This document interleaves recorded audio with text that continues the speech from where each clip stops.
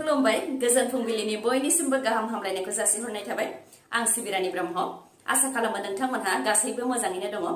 नोंथांमोननि थाखाय आं गोदान मोनसे भिडिअ लानानै फैबावबाय अन्नानै भिडिअखौ जोबजासिम नायलांदो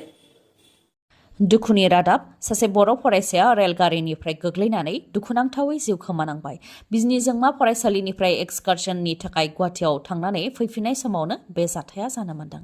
बिजनी 1 नं भेटागआव थानाय बिजनीजोंमा रेसिडेन्सियेल बड' मिडियाम एच एस स्कुलनि फरायसामोन थाखो 10 आव फरायोमोन हादोरसा नार्जारिया आरो बिथाङा जोंमा रेसिडेन्सियेल बड' मिडियाम एच एस स्कुलनि हस्टेलावनो थायोमोन आरो फरायसालिनिफ्रायनो थाखो 10 नि फरायसाफोरखौ एक्सकारसन बा सोलोंथाइनिनो मोनसे बाहागो इडुकेसनेल टुरनि थाखाय गुवाहाटीयाव लांदोंमोन फोरोंगिरिनि हान्जाया जेराव बिथांमोनखौबो फरायसाफोरखौ कामाख्या मिउजियाम आरो बायदि बायदियाव लांखांनायनि उनाव बिजनी फारसे गिदिंबोफिनदोंमोन इन्टारसिटि एक्सप्रेस रेलजों बिथांमोनहा बिजनी फारसे फैफिनदोंमोन बेयावनो सरपेटा रेलवे स्टेशननिफ्राय 100 मिटारसो जानथायावनो बे जाथाया जानो मोन्दोंखौ मिथिहोदों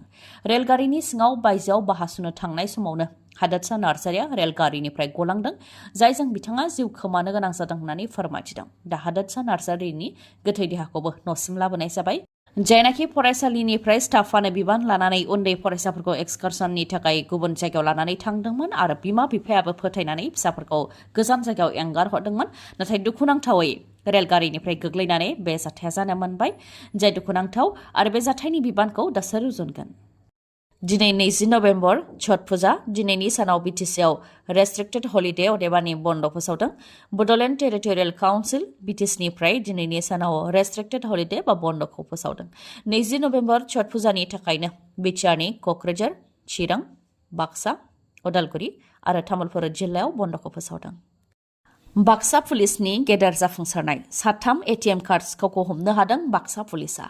बाक्सा बङाइगाव आरो बरपेटानि माखासे नोरोम आखुनि सुबुंफोरखौ मदद होफ्लानायनि मुङाव एटिएमनिफ्राय रां लुथियोमोन सिखावफोरा हमजानाय 3 सिखावफोरनि मुङा फारियै बरपेटानि साद्दाम हुसेन आमिर आली आरो धुब्रीनि आक्तार हुसेन रिपर्टनि बायदिब्ला एटिएमआव रां लांनो फैनाय माखासे नोरोम आखुनि सुबुंफोरखौ थांखिनानै मदद खालामनो थाखाय आखाइ फोलाव हरोमोन सिखावफोरा बेयावनो मदद होनायनि मुङाव एटिएम कार्डखौ सोलायखुमानायोमोन आरो बेबायदियैनो लाख लाख रां खावोमोन दुथांफोरा बेबायदि जाथाया थांनाय माखासे साननिफ्राय मुसलपुराव जाफ्लेबाय थानायखौ नोजोर होनानै बाक्सा पुलिसा गोख्रोङै नायबिजिरनाय हाबाखौ मावदोंमोन बे लेखायैनो 3 सिखावखौ हमनो हादों आरो बिसोरनिफ्राय मोनगु गुबुन गुबुन बेंकनि गासै 38 डेबिट कार्डखौ हमनो हादों बाक्सा बरपेटा आरो बङाइगावनि नोरोम आखुनि माखासे सुबुंफोरखौ थांखिनानैनो एटिएमआव रां दिहुननाय समाव मदद होफ्लानानै गोबांनि रांखौनो लुथिबोदोंमोन सिखावफोरा फोरमायथिबावनाय बायदिब्ला सिखावफोरनिया गासै 4 गें दंमोन नाथाय बेनि मादाव सासेया जाब्रबथायजों जिउ खहा जाबाय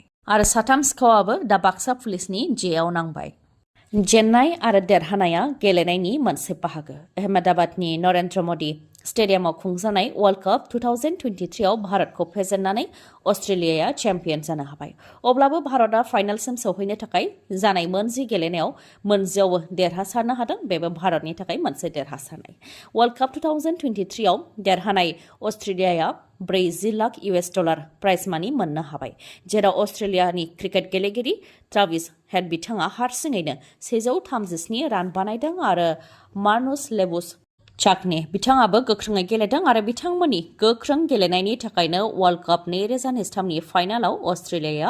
देरहासार जानो हादों आरो अस्ट्रेलियाया 6थि खेबनि थाखाय चेम्पियन जानो हादों बा 6थि खेबनि थाखाय वर्ल्ड कप 2023 नि बिमुंखौ देरहानो हादों ओजोंहाय भारतनि हान्जानिफ्राय विराट कोहली बिथाङा 54 रान रोहित शर्मा बिथाङा 47 रान आरो KL राहुल बिथाङा 66 रान खालामनो हादों आरो भारतनि हान्जाया 240 रान बानायदोंमोन बे लेखायै अस्ट्रेलियाया 241 रान बानायनानै देरहासार जानो हादों आरो भारतनि हान्जाखौ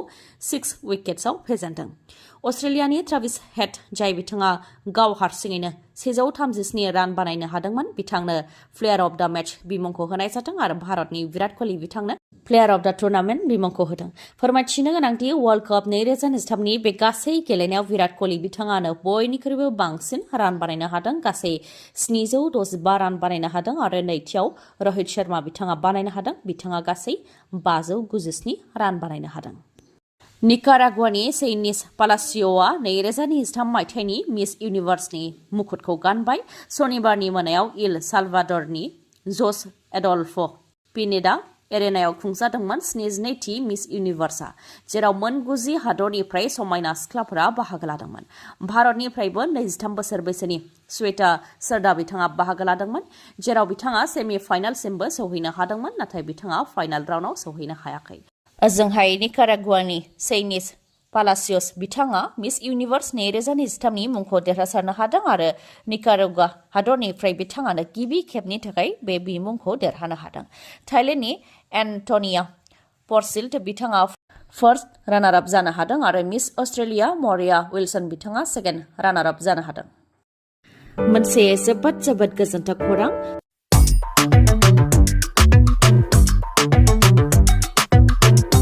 दिवाली फोरबो आरो गोजां बोथोरखौ लोब्बा लाखिनानै मानिकपुर पुलिस थानानि साखाथियाव थानाय मानास अट' हन्डा श'रुमा नोंथांमोननि थाखाय गोजोनथाव खौरां लानानै फैदों।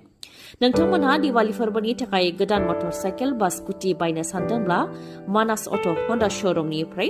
बायनो हागोन, मानोना मानास अट' हन्डा श'रुमा नोंथांमोननि थाखाय बायदि अफार लानानै फैदों।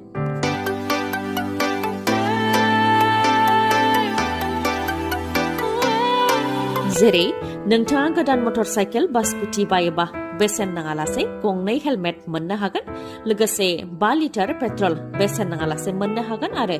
जायनाखि बे अफारा गोजां बोथोरजों लोब्बा लाखिनानै होनाय अफार, बेनिखायनो नोंथाङा मटर साइकेल बा स्कुटि बायोबा मोजां क्वालिटिनि कम्बलबो मोनफानो हागोन। नोंथांमोननो मिथिहोबावनाया गोनां, जुदि नोंथाङा गावनि गोजाम मटर साइकेल बा स्कुटि सोलायनानै गोदान लानो सानदोंब्ला बेनिबो राहा दं बे श'रुमाव। जायखिजाया कम्पानिनि गोजाम मटर साइकेल बा स्कुटिखौ नोंथांमोनहा सोलायनानै गोदान मटर साइकेल बा स्कुटिखौ मोननो हागोन। आबुङै मिथिबावनोब्ला 7001260125 नङाबा 9101272776 बे नाम्बाराव कल हरनानै खौरां लाहरनो हागोन। गोजोन्थों।